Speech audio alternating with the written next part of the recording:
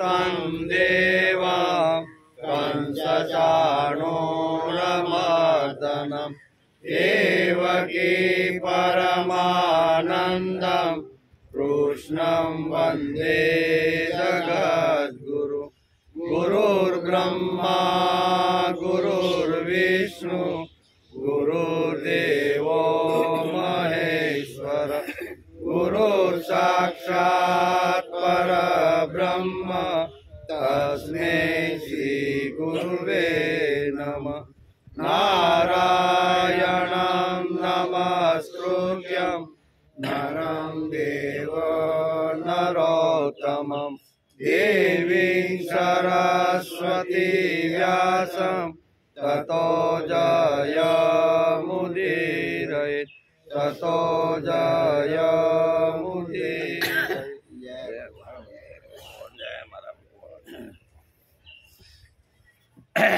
आठमो श्लोक। विदग्ध गोपिकामन मनोज्ञ तल्पसायिनं नमामि कुञ्जकानने प्रवृद्वः निपायिनं यदा तदा यथा तथा तथैव कृष्ण सत्कथा मया सदैव गीयतां तथा कृपा विधेयतां प्रमाणिकाष्टकद्वयं जपत्यधीत्य पुमान् भवेत् स नन्दनन्दने भवे भवे सुभक्तिमान्। विदग्ध गोपी कामनो मनोज्ञ तल्पसायिनम जे चतुर गोपीओना मन रूपी सुकुमोळ सैया पर शयन करवा वाला छे। पछी नमामी कुंज कानने एटले वनमा वधता जता कुंज वनमा वधता जता दावा ज्ञानने पी जनारा एवा कृष्ण ने प्रबुद्ध वहिनी पायिनम तथा कृपा विधिता प्रमाणिकाष्ट कद्वयम जपत्य धित्य यपुमान भवेत् स नंद नंदने भवे भवे सुभक्तिमान एवा कृष्णचंद्र ने हूँ नमस्कार करूँ छूँ। ज्यारे त्यारे यदा तदा एटले ज्यारे त्यारे यदा तदा तथा यथा तथा એટલે ગમે તે પરિસ્થિતિમાં હો સદાય શ્રી કૃષ્ણ ભગવાનની સતકથાઓનું ગાન હંમેશા હું કરતો રોજ સુખમાં હોય દુઃખમાં હોય ગમે તે સ્થિતિમાં હોય પણ ભગવાન શ્રી કૃષ્ણનું ગાન હું કરું તેવી કૃપા મારા ઉપર વરસો। આમ ભગવાનને બે હાથ જોડીને આદ્ય ગુરુ શંકરાચાર્ય પોતાના સ્તોત્રમાં લખે છે। જે પુરુષ પ્રમાણિક છંદના રચાયેલા આ બે અષ્ટકોનો પાઠ કરશે प्रमाणिकाष्ट कद्वयम जपत्य धित्य यपुमान भवेत् स नंद नंदने भवे भवे सुभक्तिमान। जे आ छंद रचायेला छे ए बे अष्टकोनो जे जप करशे ते जन्मो जन्म नंदन नंद श्याम सुंदरनी भक्ति वाळो थशे। रोज आ जे स्तोत्रनुं पारायण करशे ए केवो थशे भगवाननी भक्ति वाळो थशे। एम आद्य गुरु शंकराचार्य आ स्तोत्रनी अंदर लखे छे। तेथी रोज आपणे आनुं पारायण एटले करीश बरोबर ने के पारायण करी एटले हवे टाइम थई गयो। ए टाइम थई गयो एटले नहीं पण आपणे कथा अथवा विचारो सांभळता पहेला एक वातावरण तैयार करवुं जोईए अने वातावरण तैयार करवा माटे आ बधी वातो पछी भावगीत आवे स्तोत्र आवे त्रिकाल संधि आवे। आजे श्रीमद भागवतनी शरूआत थई 154मो दिवस। गई काले आपणे स्कंद 9 अध्याय 1 અને 2 ने नमस्कार कर्या। तेमां वैवस्व मनुना पुत्र राजा सुधम्नुं चरित्र आपणे जोयुं बराबर ने। एमां बंने पति पत्नी एटले के राजा अने राणीना बंनेना संकल्पो अलग अलग हता। यज्ञ वशिष्ठे कीधुं के तमे पुत्र प्राप्तेष्टि माटे यज्ञ करो अने संकल्प करीने तमे बंने बेसो। बंनेना संकल्प अलग अलग हता परिणाम जुदुं आव्युं बरोबर ने। एनो आपणे गई काले विचार कर्यो। त्यार पछी मनु अने श्रद्धा देवी अलग अलग कामना लईने यज्ञमां संकल्प कर्यो। श्राद्ध देवीनी भावना अने प्रभाव वधारे हतो तेथी तेनो संकल्प फळ्यो एम बरोबर ने। जेनो પ્રભાવ વધારે પ્રભાવી શક્તિ હોય એનું અહીં ફળ છે એ આપણે જોયું. એટલે શ્રદ્ધા દેવીને ત્યાં આવી રીતની કન્યાનો જન્મ થયો, એનું નામ ઈલા પડ્યું. ત્યાર પછી બીજા અધ્યાયમાં મનુના પૃષક ગ્રહ વગેરે 5 પુત્રોનો વંશ આપણે જોયો. ભાગવતમાં વેદવ્યાસે ચંદ્રવંશી અને સૂર્યવંશી સુધારણાવાદી રાજાઓનું સુંદર વર્ણન કર્યું છે, તેનો આપણે ગઈકાલે થોડો વિચાર કર્યો એમ છે. આમ મનુની વંશ પરંપરામાં છેલ્લે સુમતિના જન્મે જનય થયા એ ચંદ્રવંશની અંદર આપણે બીજા અધ્યાયની અંદર જોયું. ત્યાં સુધી આપણે ગઈકાલે વિચાર કર્યો. આજે આપણે 9 અને અધ્યાય 3 એમાં મહર્ષિ ચવન અને સુકન્યાનું ચરિત્ર. રાજા સરિયાતીનો વંશ કેવી રીતનો આગળ વધે છે એનો વિસ્તાર અહીં કીધો. સુખદેવજી ઉવાચ સર્યાતિર્માનવો રાજા બ્રહ્મિષ્ઠ સ બભૂવ યો વા અંગીરસામ ક્ષેત્રે દ્વિતીયા મહોત્સવાન સુકન્યા નામ તપસ્યાસી કન્યા કમલલોચના તયા સાધર્વન ગતો યગમચ્ચવનાશ્રમ. સુખદેવજી મહારાજ રાજા પરીક્ષિતને ગંગા મૈયાના પવિત્ર કિનારા ઉપર કહેશે કે હે રાજા પરીક્ષિત, મનુપુત્ર રાજા સરિયાતી વેદોના નિષ્ઠાવાન વિદ્વાન હતા. તેમણે અંગીરા ગોત્રના ઋષિઓના યજ્ઞમાં બીજા દિવસનું કર્મ કઈ રીતે કરવું તે તેમણે બતાવ્યું છે. તેમની એક કમલનયના કન્યા હતી, તેનું નામ હતું સુકન્યા. એક દિવસે રાજા સરિયાતી પોતાની કન્યા સાથે વનમાં ફરતા ફરતા ચવન ઋષિના આશ્રમ ઉપર આવી પહોંચ્યા. કન્યા સાથે હતી, દાસીઓ પણ સાથે હતી. આ બધા રાજા સહિત કન્યા સહિત અહીં ચવન ઋષિના આશ્રમ પર આવી પહોંચ્યા. સુકન્યા પોતાની સખીઓ સાથે વનમાં ફરી ફરીને વૃક્ષોની સુંદરતા નિહાળી રહી હતી. તેણે એક જગાએ રાફડાના છિદ્રોમાં આજ્ઞાની માફક ચળકળતી 2 તેજસ્વી જ્યોતિઓ જોઈ. આ બધી એની સખીઓ સાથે અહીંયા સુકન્યા ફરતી હતી. તો એને ફરતા ફરતા જંગલની અંદર એક રાફડો હતો અને રાફડાની અંદર આવી રીતની 2 ચળકતી જ્યોત એટલે આમ આંખી ને આપણે એમ ટપકતી આંખો 2 જોઈ. એમ આ ટપકતી આંખો જ્યોતિ જોઈ એટલે કે ભાવિવશ સુકન્યાએ નિર્દોષ ભાવે ચળકતા પૂર્વક તે બંને ચળકતી જ્યોતિઓને કાંટાથી વીંધી નાખી. એને એમ થયું કે આમાં કોઈ રાફડામાં કોઈ જીવજંતુ છે, એની આંખો ચળકે છે એટલે એણે એ આંખો વીંધી નાખી. આમ કરવાથી તેમાંથી ઘણું લોહી નીકળ્યું. તે જ સમયે રાજા સરિયાતીના સૈનિકોના મળમૂત્ર બંધ થઈ ગયા. રાજા સરિયાતીને આ જોઈને ઘણું આશ્ચર્ય થયું. તેમણે પોતાના સૈનિકોને કહ્યું, અરે તમે લોકોએ ક્યાંક મહર્ષિ ચવનજીના પ્રતિ કોઈ અનુચિત કાર્ય તો નથી કર્યું ને? નહીંતર આવું પરિણામ આવે નહીં. આ પ્રભાવ છે, ઋષિઓનો પ્રભાવ છે કે ઋષિઓને જો કાંઈ અગવડ કોઈ ઊભી કરે તો આ પરિણામ આવે છે. એમ અહીં સરિયાતી નામના જે રાજા છે એણે સૈનિકોને કીધું કે એનું કારણ આ જ હોવું. આજુબાજુમાં ઋષિના આશ્રમને શું કહેવાય તકલીફ પડે એવી રીતનું કાર્ય થયું હોય તો તમારા મળમૂત્ર બંધ થઈ જાય. એવું અત્યારે સરિયાતી નામના જે રાજા છે એ પોતાના સૈનિકોને કહે છે. તેમણે પોતાના સૈનિકોને કહ્યું, અરે તમે લોકોએ ક્યાંક મહર્ષિ ચવનજીના પ્રતિ કોઈ અનુચિત વ્યવહાર તો નથી કર્યો ને?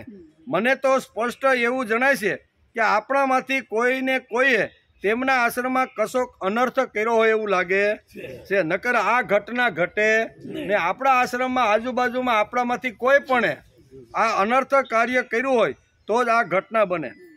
ત્યારે સુકન્યાએ પોતાના પિતાને બીતા કહ્યું કે પિતાજી, હું વનની અંદર જંગલમાં સખીઓની સાથે ફરી રહી હતી.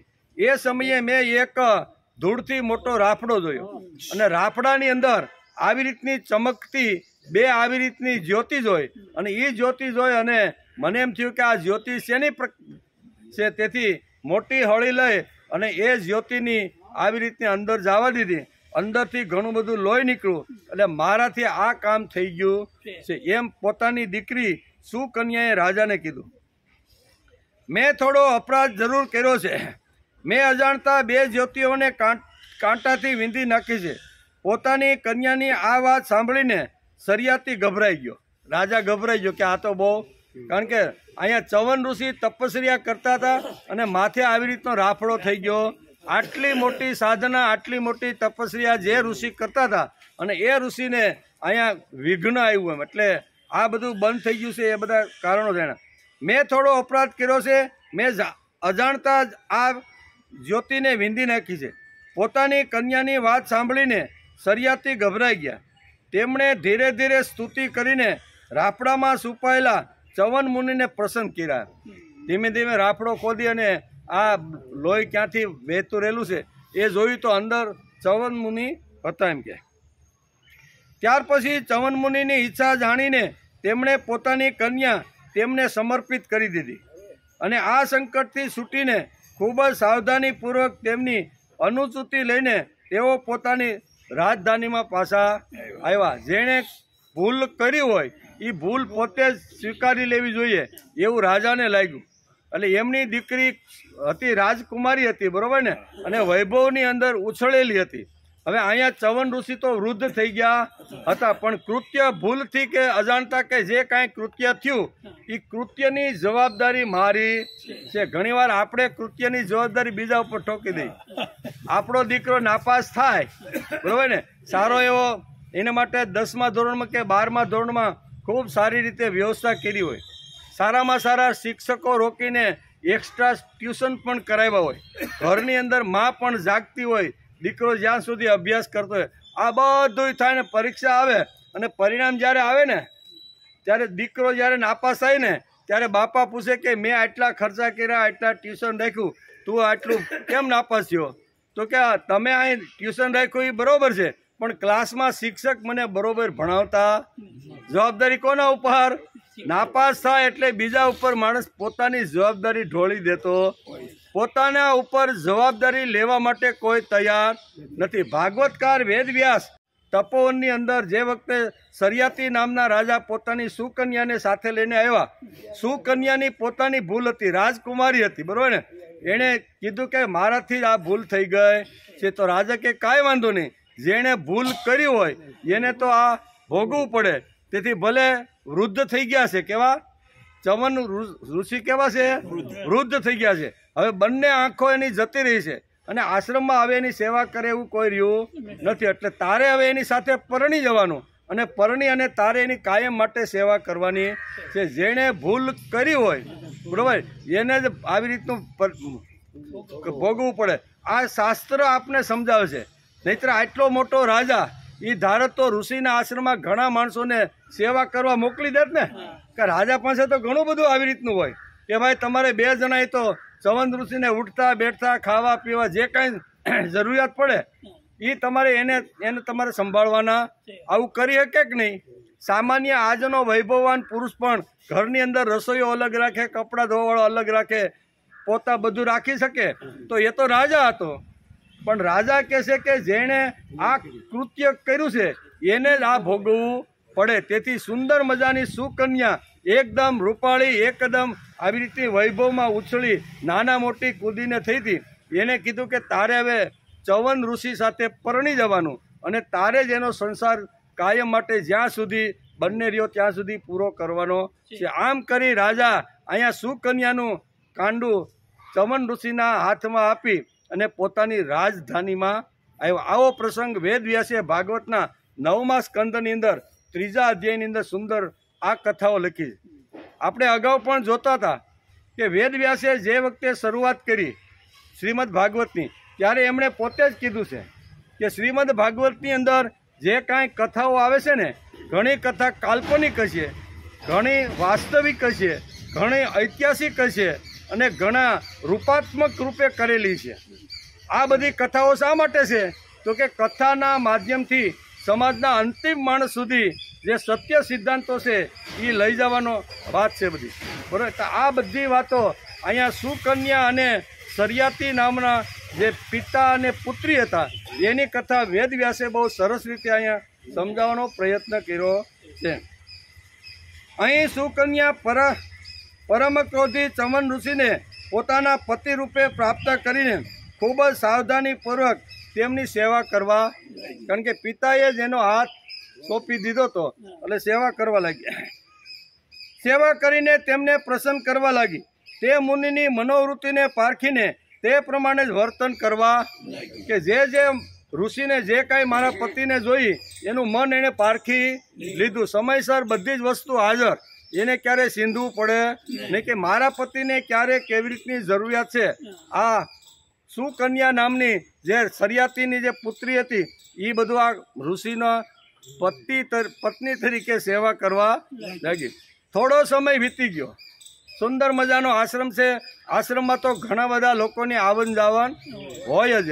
તો એ બધાને સંભાળવાના. પતિ આંધળો થઈ ગયો છે, બંને આંખ ગુમાવી દીધી છે, એને પણ સંભાળવાના. આ બધું સંભાળતા સુકન્યાએ નક્કી કર્યું કે મારો ધન્ય ગૃહસ્થાશ્રમ, આદર્શ અમારું કુટુંબ કેવું બને એના માટે રાત દિવસ સુકન્યા આશ્રમમાં રહી અને ચવન ઋષિની સેવાના માધ્યમથી કરવા લાગી, એમ વેદવ્યાસ લખે છે. થોડો સમય વીતી ગયા પછી તેમના આશ્રમ પર બંને અશ્વની કુમારો આવ્યા. કેવા? અશ્વની કુમારો આવ્યા. ચવન મુનિએ તેમનો યથાયોગ્ય સત્કાર કર્યો અને કહ્યું કે તમે બંને સમર્થ છો, તેથી મને યુવાવસ્થા પ્રદાન કરો. કારણ કે એ મોટા આપણી ભાષામાં, આજની ભાષામાં કેવું હોય તો બહુ મોટા ડૉક્ટરો હતા, આયુર્વેદક ડૉક્ટરો. એટલે ધારે તે બધું કરી શકે. ઔષધિ અથવા કોઈ પણ એની શસ્ત્રક્રિયા જો કરવાની હોય તો એનાથી પણ એ બધું કરી શકે. એવી રીતના આ બે અશ્વની કુમારો હતા. એટલે આપણી ભાષામાં કેવું હોય તો ડૉક્ટર, અને આપણી શું કહેવાય સાંસ્કૃતિક ભાષામાં કેવું હોય તો વૈદ્ય. બરાબર? તો આવા બંને અશ્વની કુમારો જે વૈદો છે, જે આવી રીતની ચિકિત્સા કરતા હતા, એ બંને અશ્વની કુમારો એક દિવસ ચવન ઋષિના આશ્રમમાં આવ્યા. એમ કે ચવન ઋષિમાં આવ્યા, તમે બંને સમર્થ છો, તેથી મને યુવાવસ્થા પ્રદાન કરો. હું અત્યારે વૃદ્ધ થઈ ગયો છે, માથે ધોળા વાળ થઈ ગયા છે, શરીર ઉપર કડસલી પડી ગઈ છે, મોઢામાં દાંત નથી, વાંકો વળી ગયો છું, બંને આંખો જતી રહી છે, અને આ યુવાન કન્યા રાજાએ મને પરણાવી, અને તો હવે હું વૃદ્ધ અને આ યુવાન કન્યા, તો આ ગાડું કેવી રીતે હાલે? તેથી તમે મને યુવાન બનાવી દો. કોને માગણી કરી? ચવન ઋષિએ આ બંને અશ્વની કુમારને કીધું કે તમારી પાસે એવી રીતની આ વનની વનસ્પતિઓ છે, એના દ્વારા તમે મને વૃદ્ધત્વમાંથી યુવાન બનાવી શકો છો. તો મને પણ જો તમે યુવાન બનાવી દો તો અમારું સાંસારિક જીવન છે ને એ ખૂબ સારી રીતે ચાલે. એમ એટલે કે સમર્થ છો, યુવાવસ્થા પ્રદાન કરો. મારું રૂપ અને અવસ્થા એવા કરી દો જેને યુવાન સ્ત્રીઓ ચાહે છે. મને ખબર છે કે તમે લોકો સોમપાનના અધિકારી નથી. કારણ કે એ કાળમાં એક પદ્ધતિ હતી કે આવી રીતનો જે ધંધો કરતો હોય ને એને યજ્ઞ કરવાનો અધિકાર એ કાળમાં દેવતાઓ આપતા નહીં. એમ એટલે એને બહાર કાઢી નાખે. આપણી ભાષામાં કેવું હોય તો નાયત બારા. કેવા? આ અશ્વની કુમારો બે હતા, એ દેવોએ ઇન્દ્ર સહિત બધાએ એને નાયત બહાર કાઢી નાખે. શા માટે? તો કે તમે આવી રીતના ધંધો કરો છો, વૈદુક કરો છો ને, એટલે તમે નાયતની બહાર એમ કરી. અને અશ્વની કુમારો આવી રીતના ફરતા હતા. ફરતા ચવન ઋષિના આશ્રમમાં આવ્યા અને ચવને કીધું, ચવન ઋષિએ, કે તમે તો અત્યારે નાયત બહાર થઈ ગયા છો, ભલે તમે સમાજની ચિકિત્સા કરતા હોય, પણ આ દેવતાઓ તમને સ્વીકારવા માટે તૈયાર નથી. એમ એટલે કે સોમરસના તમે ભાગીદાર નથી. વેદ શિરોમણી અશ્વિની કુમારોએ મહર્ષિ ચવનને અભિનંદન આપતા કહ્યું, ભલે આપની જેવી આજ્ઞા. તમે એવી જડીબુટ્ટીઓ છે, અમારી પાસે એવી શસ્ત્રક્રિયા છે કે જેનાથી તમે વૃદ્ધત્વમાંથી તમને અમે યુવાન બનાવી દેશું. આમ બંને આવી રીતના અશ્વની કુમારે કીધું, ભલે જેવી આજ્ઞા. અને ત્યાર પછી મુનિને કહ્યું કે આ સિદ્ધો દ્વારા બનાવેલા કુંડ છે, આ સિદ્ધો દ્વારા બનાવેલા કુંડ છે, તમે તેમાં સ્નાન કરવા માટે અંદર ઉતરો. આમ અશ્વની કુમારે આ ચવન ઋષિને આ પ્રમાણે કીધું, સ્નાન કરવા માટે ઉતરો. એટલે કે ચવન મુનિના શરીરને વૃદ્ધાવસ્થાને ઘેરી લીધું હતું. શરીરની બધી નસો દેખાતી હતી. શરીર પરની કરચલીઓથી તેમજ વાળ શ્વેત થઈ જવાથી તેઓ જોવામાં બહુ કદરૂપા લાગતા હતા. અશ્વની કુમારોએ તેમને સાથે લઈને કુંડમાં પ્રવેશ કર્યો. તે સમયે કુંડમાંથી 3 પુરુષો બહાર નીકળ્યા. કેવા? 3 પુરુષો અંદરથી બહાર નીકળ્યા. હવે આમાં ખરો મારો પતિ કોણ છે? એ સુકન્યા મુંજાણી. કારણ કે 3 યુવાનો બહાર નીકળ્યા અને 3 યુવાનોમાંથી મારો ખરો પતિ કોણ છે એ માટે થોડુંક એને મૂંઝવણ ઊભી થઈ. કુરૂપ લાગતા હતા. અશ્વિની કુમારીઓ તેમને સાથે લઈને કુંડમાં પ્રવેશ કર્યો.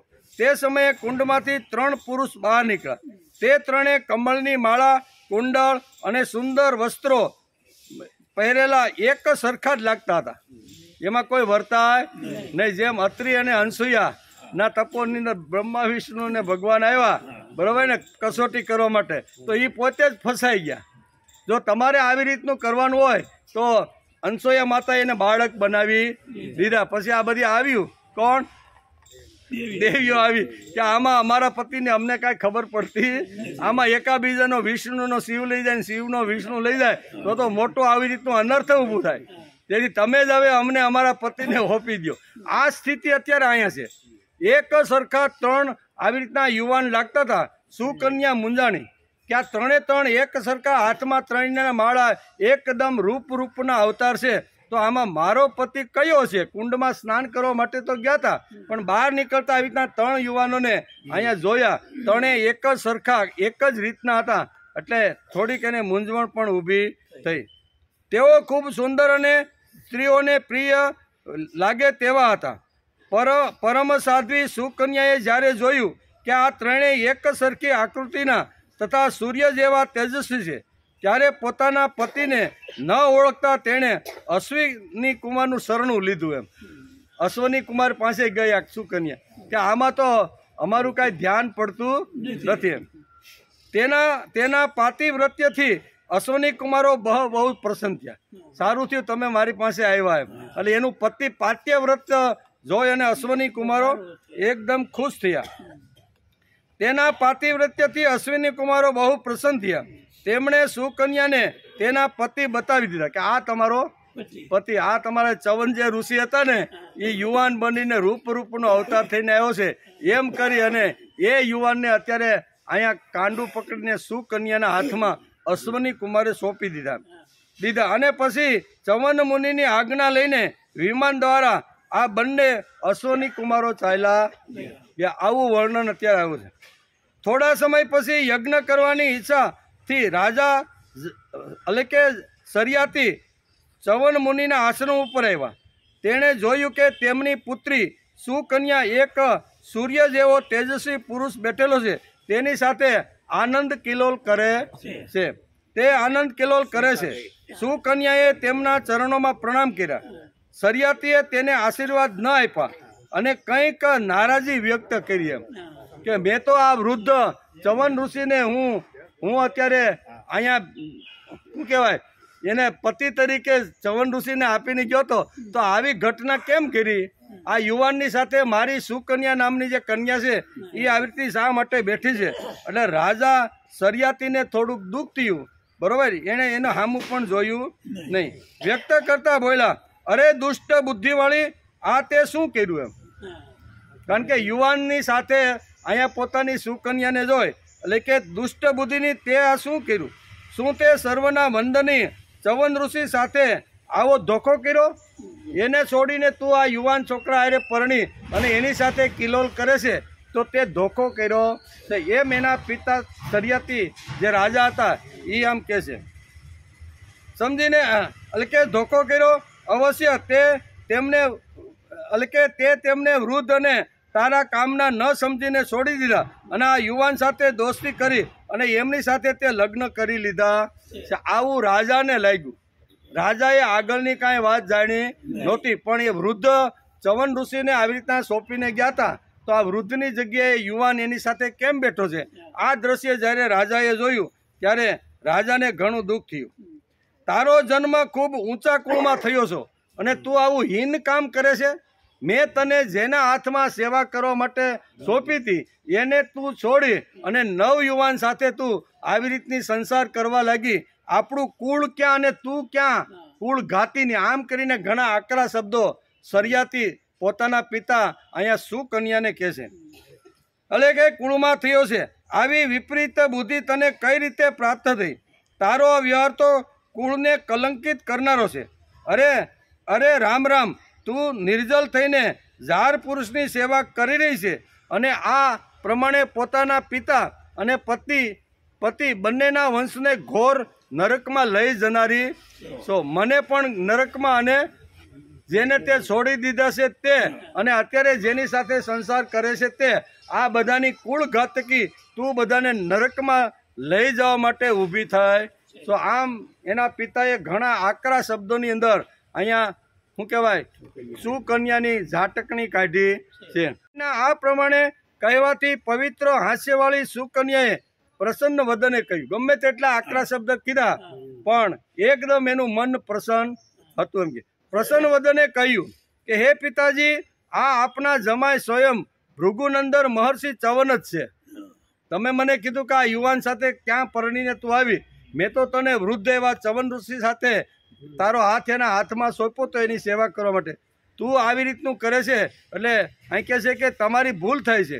હું ભૃગુનંદન મહર્ષિ જે ચવન છે એની જ પુત્ર શું કહેવાય એની જ પત્ની છું. તમે મને જેને હાથ સોંપ્યો તો એ જ આ મહર્ષિ અહીંયા ચવન ઋષિ છે.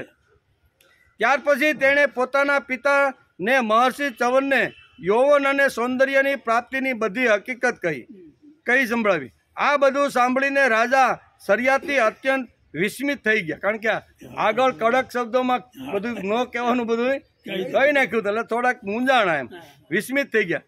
તેમણે ખૂબ જ પ્રેમથી પોતાની પુત્રીને ગળે લગાડી અને કીધું કે મારી ભૂલ થઈ ગઈ છે, ન કહેવાના શબ્દો મેં તને કીધા છે અને જાણ્યા વગર જ મેં તારી ઉપર આવા એક પછી બીજા પછી ત્રીજા આરોપ મૂકવાનું શરૂ કરી દીધું છે. એટલે આના ઉપરથી આપણે એ સમજી લેવાનું કે જાણ્યા વગર 100% કોઈ વાત જાણ્યા વગર બીજાને આવી રીતનો એના ઉપર દોષારોપણ કરવું ન જોઈએ.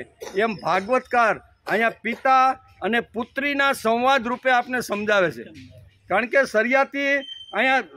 સરિયાતી જે રાજા હતા એણે ખાલી દૂરથી દ્રશ્ય જોયું કે એક યુવાન સાથે મારી જે પુત્રી છે મેં જે ચવન ઋષિને આપી હતી એની જગ્યાએ એક યુવાન છોકરાની સાથે આનંદ કિલોલ કરે છે. પણ ત્યાં જાય, પાણી પીવે, શાંતિથી પૂછે કે ચવન ઋષિ ક્યાં ગયા છે, તમે બંને કોણ છો, આવું જો કંઈક કરે તો એનું સોલ્યુશન થાય. ભાગવતકાર આપને આ સમજાવે છે કે કોઈ દિવસ કોઈ પણ દ્રશ્ય દૂરથી જોયા પછી એવો આપણે નિર્ણય ન કરવો જોઈએ કે આ ઘટના આવી રીતની ઘટી છે. પાંડુરંગ શાસ્ત્રી દાદા ઘણીવાર એક દ્રષ્ટાંત આપે કે એક સુંદર મજાનું નાનું ગામની અંદર ઘણા સારા એવા કુટુંબ રહે. એક કુટુંબની અંદર આવી રીતનો એક નોળિયો પાયરો. કેવો નોળિયો? એટલે ઘરની અંદર ઘણા બધા ઉંદર ને સાપનો આવી રીતનું હોય. એટલે કે નોળિયો હોય તો આપણા ઘરની આવી રીતની બધી રાખે. તો ઘણા સમય સુધી નોળિયાને એ પંપાળે પાય, દૂધ પાય, ખાવા ન મળ્યું હોય તો ઘણું બધું સરસ ખવડાવે. એમ કરતાં નોળિયો થઈ ગયો વૃષ્ટ તગડા જેવો. ઘરની અંદર ખાવાનું મળે, ક્યાંય જવાનું નહીં અને નાના ઉંદર કે જે કાંઈ સાપ આવે ને એને ખાઈ જાય ને. એ બેનને પણ સારું લાગ્યું કે આ આપણો એક રક્ષક તો છે. એમ કરીને ઘણો સમય વીતી ગયો. એક દિવસ પોતાનું 1 વર્ષનું નાનું બાળક હતું એટલે ઘોડિયામાં એને સૂતું હતું.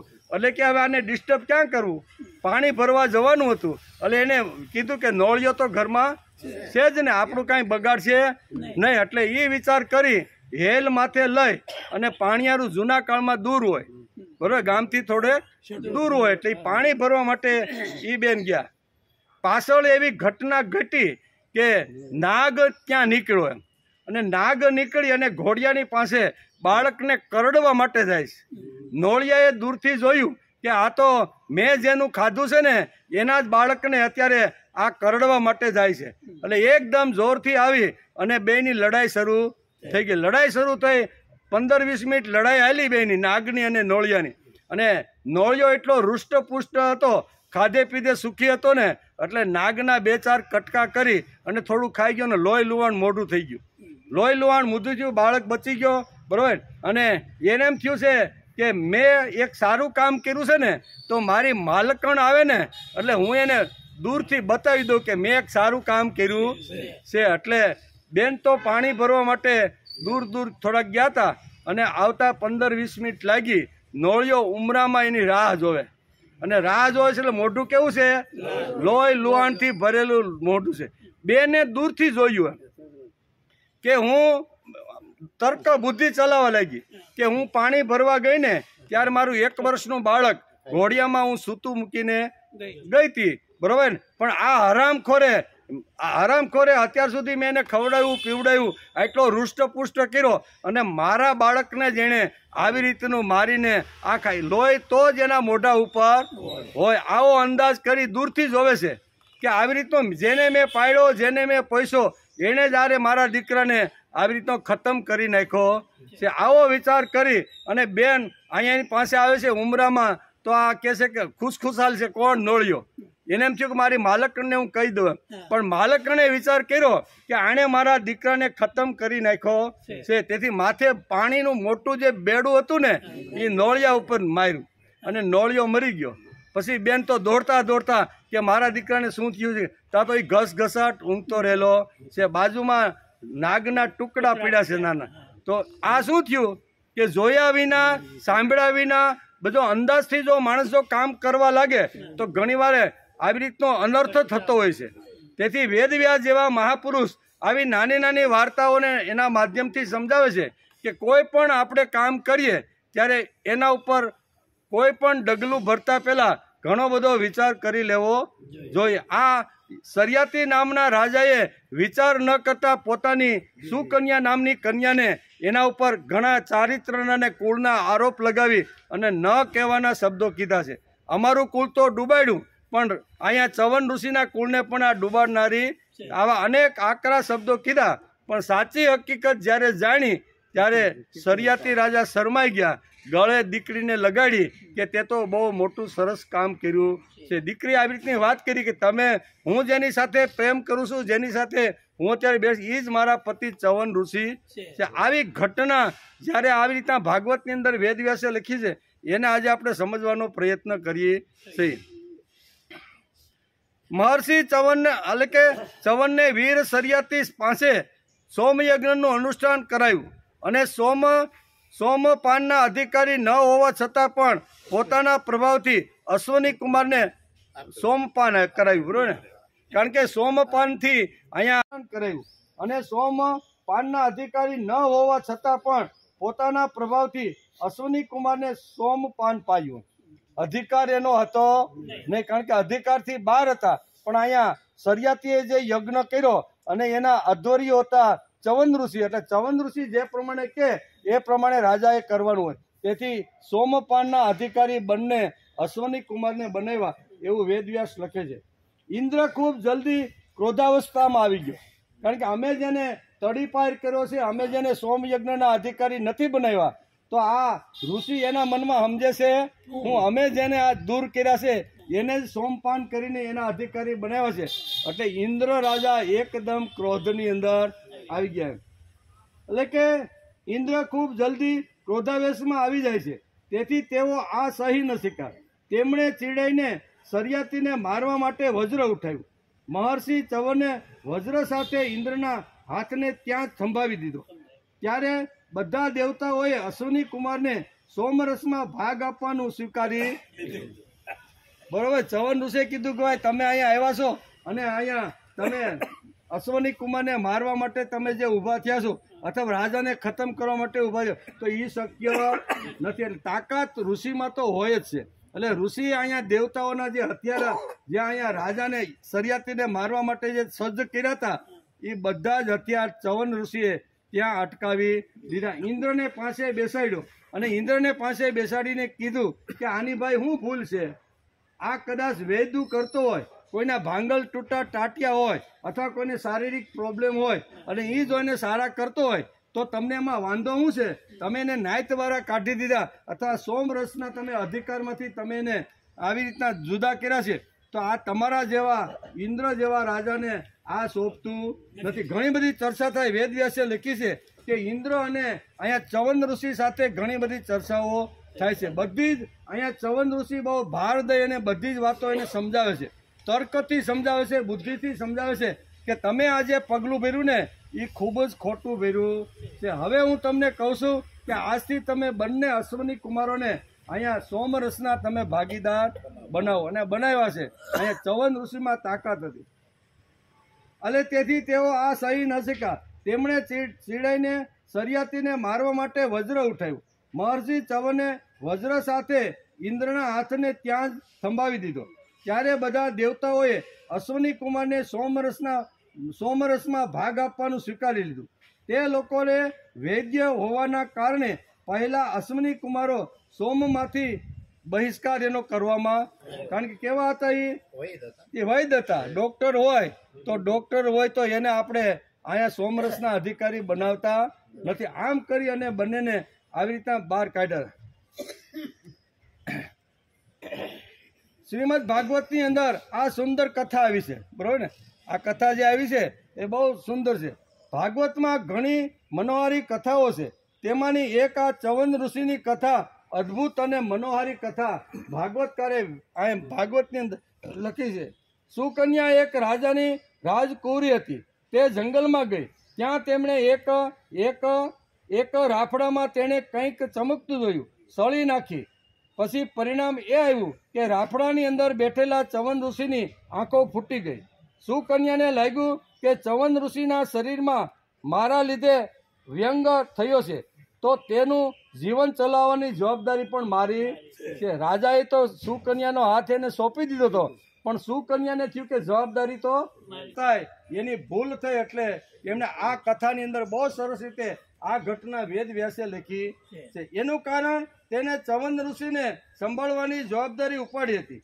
આ શ્રીમદ ભાગવતના પ્રસંગમાં વેદ વ્યાસે કેટલું મોટું માનવતાનું દર્શન કરાવ્યું છે. નકર તો કે કાંઈ વાંધો નહીં, હું તો રાજાની કુંવરી છું અને અમારી પાસે તો ઘણા બધા માણસો છે, અમે એની સેવા કરવા માટે બધાને મોકલી આપ્યું, અમારે કાંઈ લગ્ન કરવાની જરૂર, આવું કહી શકત એમ.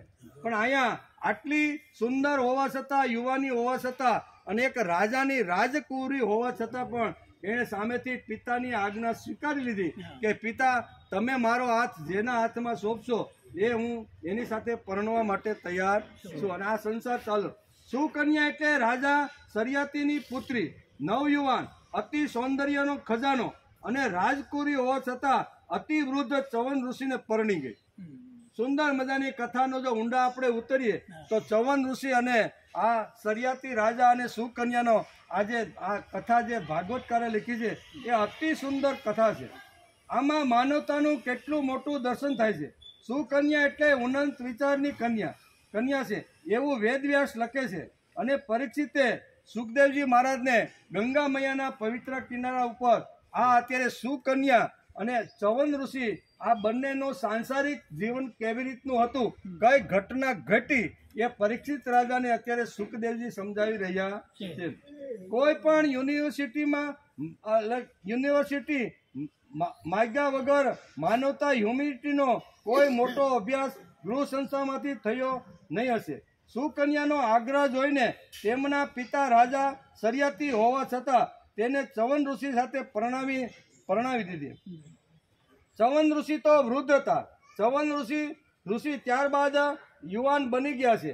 આ વાંચીને સાંભળીને કેટલાક લોકોને લાગે કે તેમને કઈ વનસ્પતિ પાઈ છે.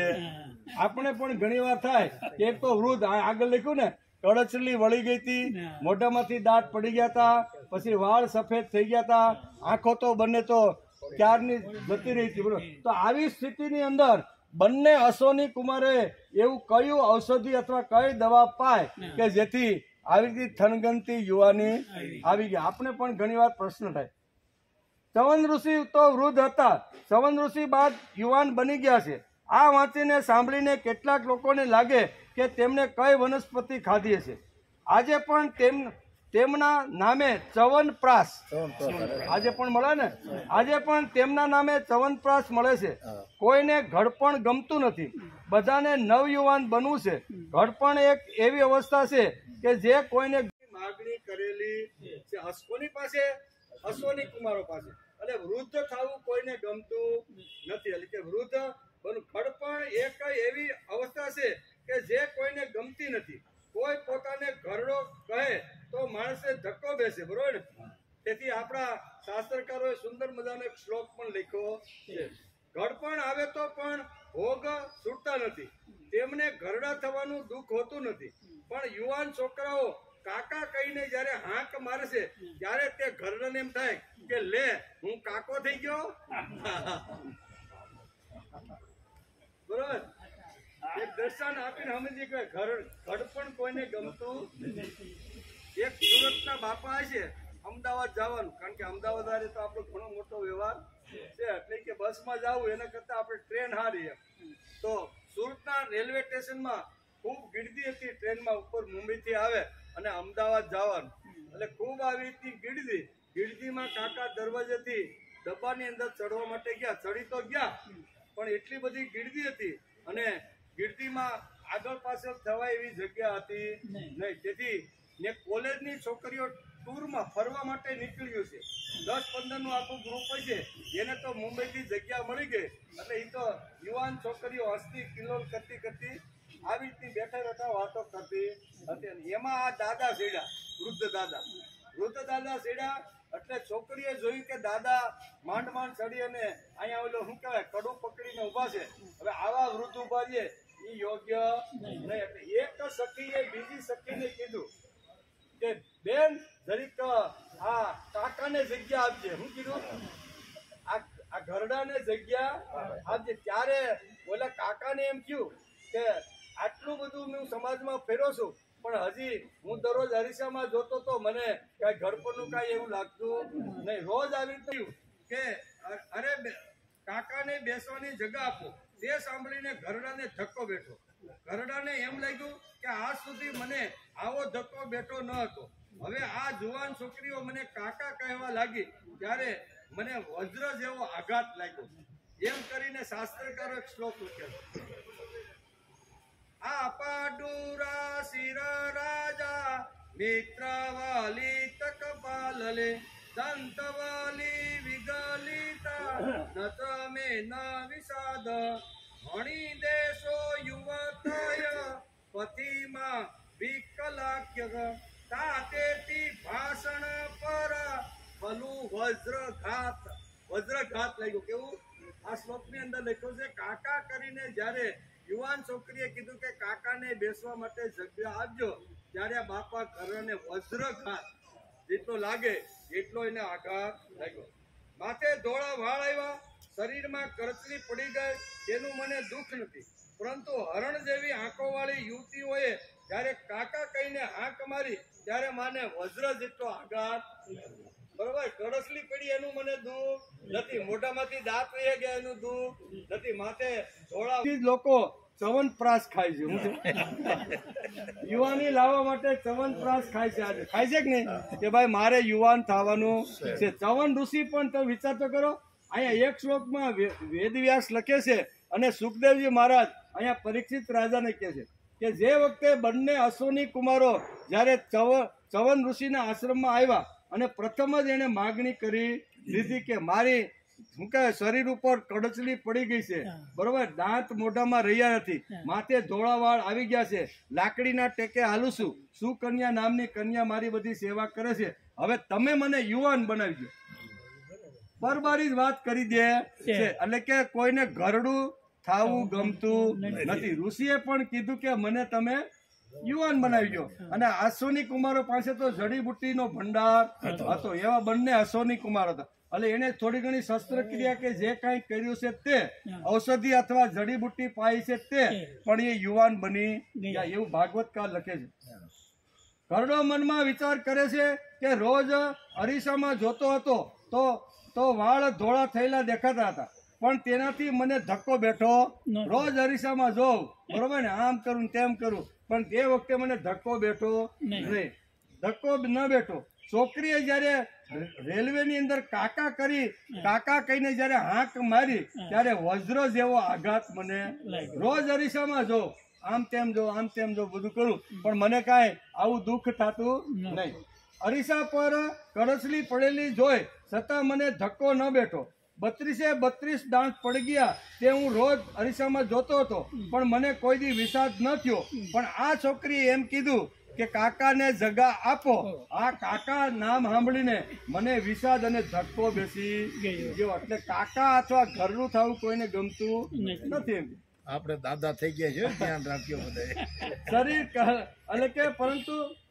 એટલે કે પરંતુ હણી દૃશ્યો યુવતય પથી માં વિલોક્ય તાતતી ભાષણમ પરા ખલુ વજ્રપાત. પૂછ્યું ખલુ વજ્રપાત એટલે કે કાકા કહીને હાંક મારતા જ મને વજ્રપાત થયો. આવી રીતે 80 વર્ષે પણ ઇન્દ્રિયોને ખવડાવવા જ આપણે કરીએ છીએ. તેથી ઇન્દ્રિયોને સંયમિત રાખીને જેટલું આપણી હોજરી પાચન કરે એટલો જ ખોરાક ખાવો જોઈએ. નહીતર એમ થાય કે હાલો ને અહીંયા કોણ ભાળે છે, આ તો પ્રસંગમાં આવ્યા છે. છોકરા તો દરરોજ ના પાડે છે કે બાપા ડાયાબિટીસ છે, ધ્યાન રાખજો. હવે છોકરા ક્યાં જોવા આવે છે, લાઈની 2 લાડવા બીજા હું દાબી લેવાના હોય, બરોબર. એટલે આ આપણે વૃદ્ધોએ કરવાનું નથી. વૃદ્ધોએ તો આપણા શરીરને જેટલું અનુકૂળ હોય, આપણી હોજરી જેટલું પાચન કરવાની તાકાત ધરાવતી હોય એટલો જ ને એવો સાદો ને સિમ્પલ ખોરાક લેવો જોઈએ. કારણ કે યુવાની હતી ત્યારે આપણે ગમે તે ખાતા ને તો એ પચી જતું. કારણ શું છે, આપણું હલન ચલન ખેતીના કામો એટલા ભારે બધા હતા, તો ગમે તેવા લાડવા ખાવા માટે ગામમાં પ્રસંગ હોય અને ખેતરેથી 12 વાગે હાથી છોડી અને મુઠ્ઠીઓ વાળીને અડધો પોણો કિલોમીટર હાલીને ગામમાં આવે, આખા પ્રસંગમાં હાજરી આપે. બુંદી કે લાડવા હોય ધડબાટી અડધો ડોલ ખાઈ જાય અને પાછો હાલતો ખેતરે આવે અને 3 વાગ્યા હાથી ઉપર અથવા કાંઈ કામ નડે. કાંઈ નોળિયો હતો ને મારા 1 વર્ષના બાબાને ઘોડિયામાં હુવાડીને આવી હતી. આ 2 જ છે. એટલે 100% મારા બાબાને આને મારી નાખ્યો હોવો જોઈએ, તો જ આનું મોઢું એટલું લોહીવાળું ને લાલ હોય, બરાબર ને. એટલે આ માણસ તર્ક ચલાવે, પણ તર્ક ચલાવતી વખતે માણસે વિચાર કરવાનો કે ખરેખર હકીકત શું છે એમ. એટલે અહીંયા વેદ વ્યાસ આપને પણ આ શું કહેવાય સરિયાતી અને સુકન્યા એટલે કે બાપ દીકરીના આખા પ્રસંગથી આપને સમજાવવા માગે કે જાણ્યા વિના જોયા વિના બરોબર મનન ચિંતન કર્યા વગર કોઈ પગલું આગળ માણસે ભરવું જોઈએ નહીં. ને ભરે તો પછી એને પસ્તાવો થાય. અને રાજાને પણ સરિયાતીને પણ પસ્તાવો થયો અને ભૂલ કબૂલ કરીને દીકરીને અહીંયા વાલ કરીને ગળે લગાડે છે કે તે તો મેં તને કીધું તું કુળ પરંપરાને નાશ કરવા વાળી થઈશો, પણ તે તો કુળ પરંપરાને ઉજ્જવળ કીર્તિ આપવાનું કામ કર્યું. શું પહેલા આ 2 શબ્દ રાજાના જ છે, બરોબર ને. પણ જ્યારે સમજણ નહોતી, જોયું નહોતું ને અંદાજ કાઢી લીધો કે આ યુવાન તો કોઈ મારી છોકરી સાથે બીજા કોઈ લગ્ન કરી લીધા લાગે, આવો અંદાજ ઘણીવાર હોય. અને સમાજની અંદર આવા ઘણા અનુમાન છે ને એ સત્યાનાશ કાઢી નાખે. હા, અનુમાન જ કરે. હકીકતે એવું ઘટના ઘટતી નથી અથવા હોતું પણ નથી, પણ માના અનુમાન કરે. એ હોય તો હોય. આજે 2 બજારેથી નીકળ્યા હતા, અમને લાગ્યું કે ફલાણા ભાઈની ઘેરે એ કાંઈ જોવા માટે જ ગયા હોય, કેદુના બધા છોકરી જોવાની વાર બધું આ બધું અનુમાન જ બધું હાલતું હોય. એટલે ઘણીવાર અહીંયા શાસ્ત્રકારો આપણે આ બધી વાતો સમજાવે છે. અને વેદ વ્યાસ જેવા મહાપુરુષે આ પ્રસંગ સરિયાતી અને સુકન્યાનો આટલો મોટો રાજા, આટલી મોટી સુકન્યા, રાજકુળમાં ઉછરેલી, બરાબર ને, યુવાન, થનગનતું યુવાન, પણ છતાંય આવી રીતની ઘટના જ્યારે જોવે છે ત્યારે અહીંયા થોડોક આવી રીતનો ગેરસમજણ ઊભી થાય છે. તેથી ગેરસમજણ ઊભી ન થાય તેના માટેની આ બધી વાતો છે. ઇન્દ્રિયો મને ભગવાન પાસે લઈ જવા માટેના હથિયાર છે. ઇન્દ્રિયને ફેંકી દેવા માટે નથી, ફોડી નાખવા માટે નથી, હાથ કાપી નાખવા માટે નથી, કાનના હરિયા નાખીને આ બધી જે ઇન્દ્રિયો છે ને એ ઇન્દ્રિયો ભગવાન સુધી પહોંચવા માટેના બધા સાધનો છે. ઇન્દ્રિયો મને ભગવાન પાસે લઈ જવા માટેના હથિયાર છે. તેથી ઇન્દ્રિયોને હરિદ્વાર અથવા હરદ્વાર પણ આપણે કહીએ છીએ. આપણી જે ઇન્દ્રિયો છે એને કાં તો હરિદ્વાર ને હરદ્વાર બંને સાચા શબ્દો છે. ઘણા લોકો આપણે પૂછે ને કે ભાઈ હરિદ્વાર બોલવાનું કે હરદ્વાર, તું ગમે તે બોલ. હર એટલે મહાદેવ અને હરિ એટલે વિષ્ણુ. 2 એવા દ્વાર છે કે તને ત્યાં પહોંચાડી જાય. હરિદ્વાર બોલતો પણ સાચું અને હરદ્વાર બોલતો પણ સાચું. એટલે કે ઘણા આપણે પ્રશ્ન કરે કે ભાઈ અમારે હરિદ્વાર બોલવું કે હરદ્વાર બોલવું. 2 બોલ તમ તાર, કાંઈ વાંધો નથી. બે જ્યાં હિમાલયની અંદર બેઠા છે, બરોબર. એટલે કે છે કે હરિદ્વાર કહેવામાં આવે છે. હરિદ્વારા એટલે હરિ અને હર પાસે જવાનું બહારનું. તેથી ઘડપણમાં માણસે સંયમિત જીવન જીવવું જોઈએ. ઘડપણ જેવું આવે તો એમાં સંયમિત જીવન જીવવાનો આગ્રહ રાખ્યો છે.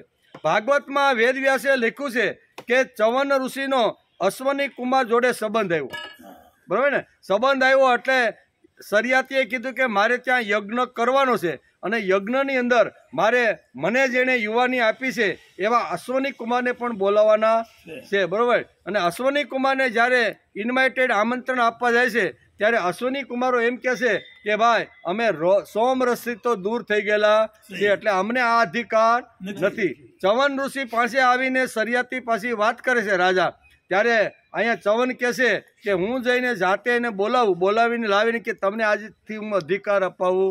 અધિકાર અપાયો, યજ્ઞ થયો, સોમ રસ પીધો એટલે દેવોથી સહન થયું નહીં. દેવો અહીંયા રાજાને મારવા માટે તૈયાર થઈ ગયા. ચવન ઋષિએ એને અટકાવ્યા અને સાથે બેસીને ઘણી બધી તર્ક વિતર્ક બધી ચર્ચાઓ કરે છે અને ત્યારથી એને સોમના અધિકારી બનાવે છે. આવી ઘટના અત્યારે વેદવ્યાસે ભાગવતની અંદર લખી છે. એટલે કે અશ્વની કુમારો યજ્ઞમાં સ્થાન ન હતું. લોકોમાં તેની અવહેલના થતી હતી, નિંદા થતી હતી. એનું કારણ લોકોને લાગતું હતું કે તે ભૌતિક જીવન જીવવાવાળા છે. દેવો કે અમે તો દેવી જીવન જીવવાવાળા છીએ અને અશ્વની કુમાર છે એ તો ભૌતિક જીવન જીવવાવાળા છે. તેથી સોમરસના અધિકાર નથી, તેથી એને દૂર કરી દીધા હતા. જૂના કાળમાં લોકો તેના તરફ હલકી દ્રષ્ટિથી જોતા હતા. સ્મૃતિ ગ્રંથમાં એક કાળે વૈદ્યના ઘરમાં જમવાની મનાઈ કરી હતી. વૈદ્ય પોતાના જીવનની આજીવિકા મેળવવા માટે લોકોની નબળાઈનો ફાયદો ઉઠાવે છે. તેથી તેને ત્યાં અન્નપ્રાશન કરવું સારું નહીં તેમ જૂના કાળમાં આ સ્મૃતિમાં પણ લખ્યું છે કે જૂના કાળની અંદર વૈદરાજ હોય અથવા શું કહેવાય જ્યોતિષ હોય, આ બંનેના ઘરે જમવા માટેનો ઇનકાર શાસ્ત્રકારોએ પણ કર્યો. જૂના કાળની વાત છે, બરોબર. એટલે કે આજે તો કોઈ રોયલ એન્ડ નોબલ પ્રોફેશનલ હશે તો તે ડોક્ટરનો ગણાય.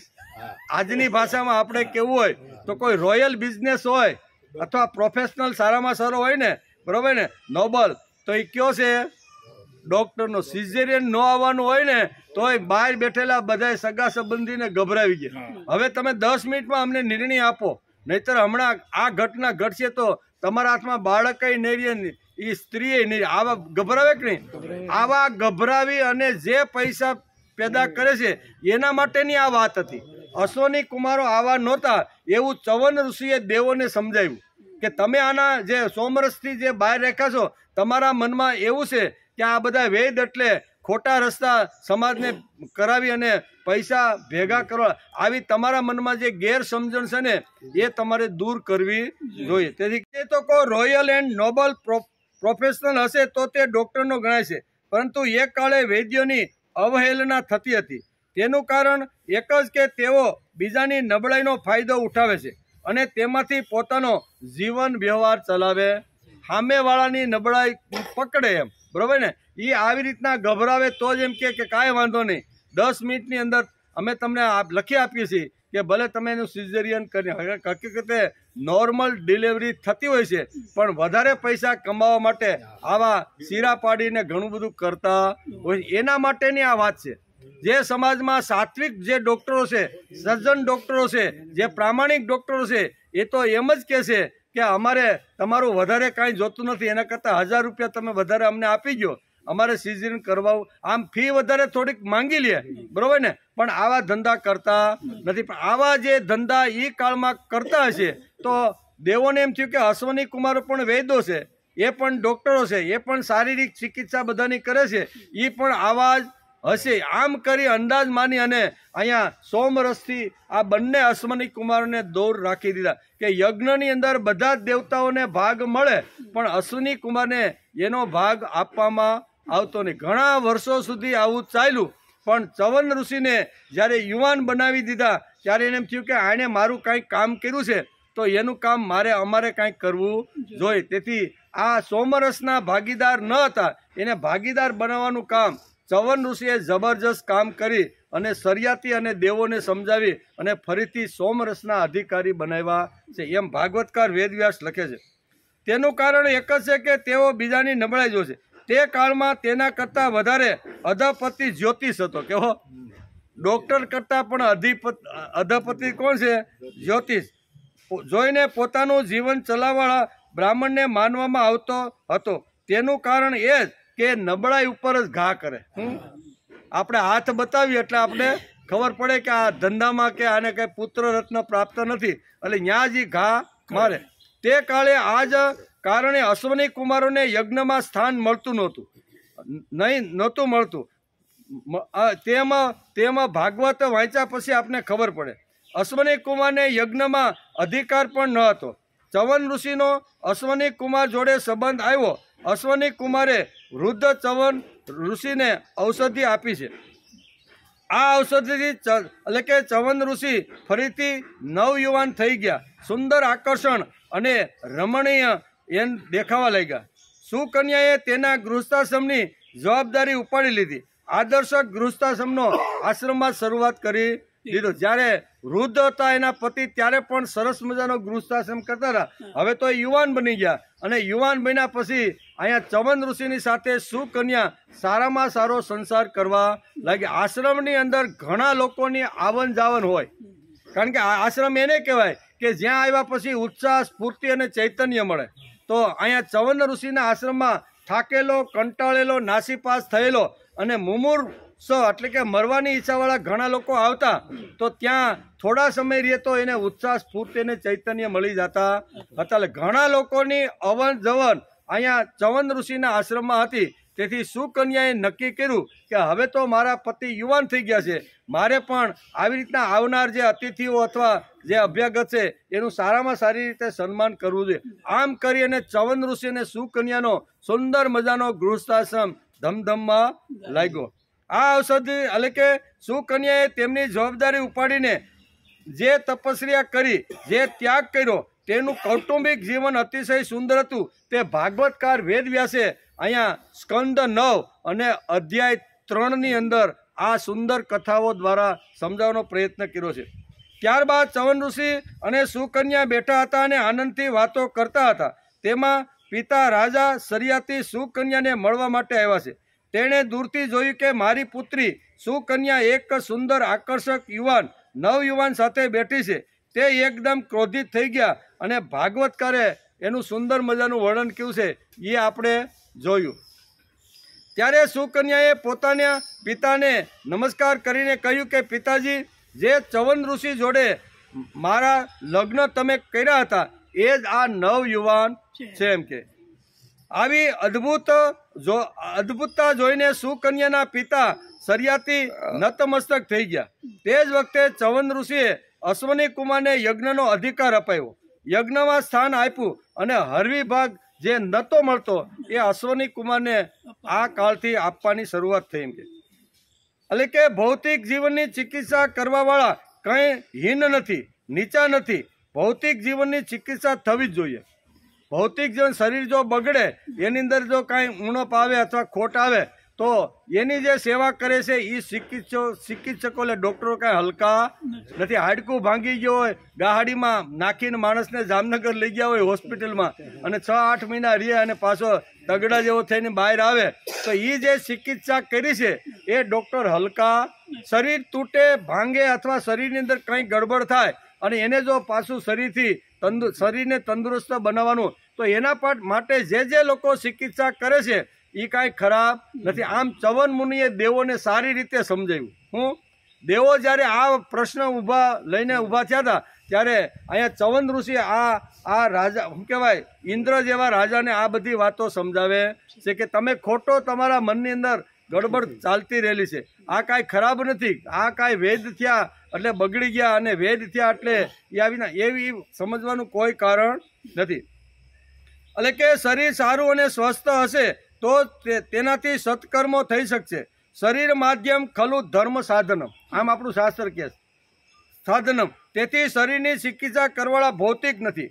તેઓ કેવળ ઈલોકનો વિચાર કરવાવાળા નથી, પરલોકનો વિચાર કરવા માટે સગવડ કરી આપવાવાળા લોકો છે. આવું કહીને અશ્વની કુમારોને ચવન ઋષિએ એટલે કે સમાજમાં ફરી પ્રતિષ્ઠા અપાવી અને તેમને યજ્ઞ કરવાનો અધિકાર આપ્યો, હરવી ભાગનો પણ અધિકાર આપ્યો. આવું ભાગવતકાર વેદવ્યાસ સ્કંદ 9 અને અધ્યાય 3 અંદર અહીંયા આ કથા દ્વારા આપણે સમજાવે છે. જે વ્યવસ્થા કરી એને તમારે આવી રીતના લેવા જોઈએ. તે કાળે અશ્વની કુમારને યજ્ઞમાં ન લેવા જોઈએ, તેઓ યજ્ઞને અનુકૂળ નથી કહીને તેમને યજ્ઞના અનધિકારી ઠરાવવાળા સાથે કરેલો સંઘર્ષ થયો છે.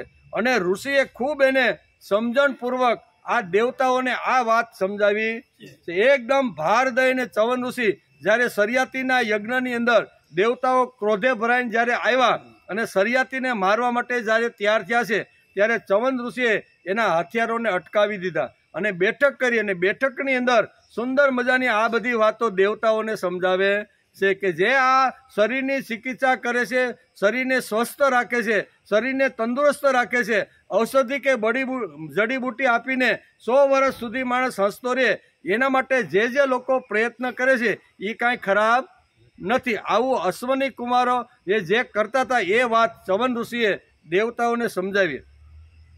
ચવન ઋષિએ તેમને આ બધા અધિકારો પાછા અપાવ્યા છે.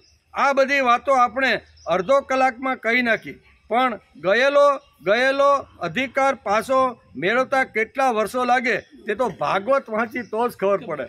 આપણે તો અડધી કલાકમાં 15 મિનિટમાં કહી નાખ્યું કે ભાઈ અધિકાર એકવાર દેવતાઓએ એની પાસેથી સોમરસનો લઈ લીધો અને ફરીથી પાછો ચવન ઋષિના કહેવાથી પાછો આપી દીધો. હવે આ 2 મિનિટમાં વાત થઈ ગઈ કે નહીં, પણ આ ઘટના તો કેટલાય વર્ષોથી એની લડાઈ ને ઝઘડા ચાલતા હતા. અશ્વની કુમારો ઘણીવાર સમજાવતા હતા પણ દેવતાઓ સમજવા માટે તૈયાર થતા નહીં. પણ ઋષિ જેવા મહાપુરુષ જ્યારે વચ્ચે આવ્યા અને એણે પોતાની વાત કીધી ત્યારે દેવતાઓના મનમાં થયું કે વાત તો બહુ સાચી છે. માણસ હસતો રમતો કિલોલ કરતો 100 વર્ષ સુધી જીવવો જોઈએ અને એ 100 વર્ષ જીવતા જીવતા ખાવા પીવા ઊંઘવા બેઠવામાં શરીર ઉપર કાંઈ અગવડ ઊભી થાય તો માણસ 100 વર્ષ સુધી સારી રીતે જીવી શકે નહીં. તો એની ચિકિત્સા કરવી જોઈએ અને એ ચિકિત્સા અશ્વની કુમારો કરે છે. તો તમે એને આ હવી ભાગ આપતા કેમ નથી? યજ્ઞમાં તમારે એને પણ ભાગ આપો.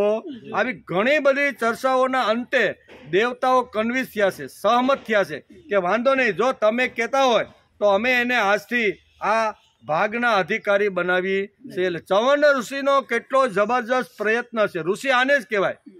ઋષિ સમાજમાં ફરતો હોય, લોકોના કાંઈ પ્રશ્નો હોય, લોકો કાંઈ ગેરસમજણથી બધું કરતા હોય તો ગેરસમજણ ઋષિઓ દૂર કરે છે અને એની અંદર શાસ્ત્ર શ્રદ્ધા જે હોય છે ને એ ફરીથી નિર્માણ કરે છે. આ શાસ્ત્ર આપણે સમજાવે છે.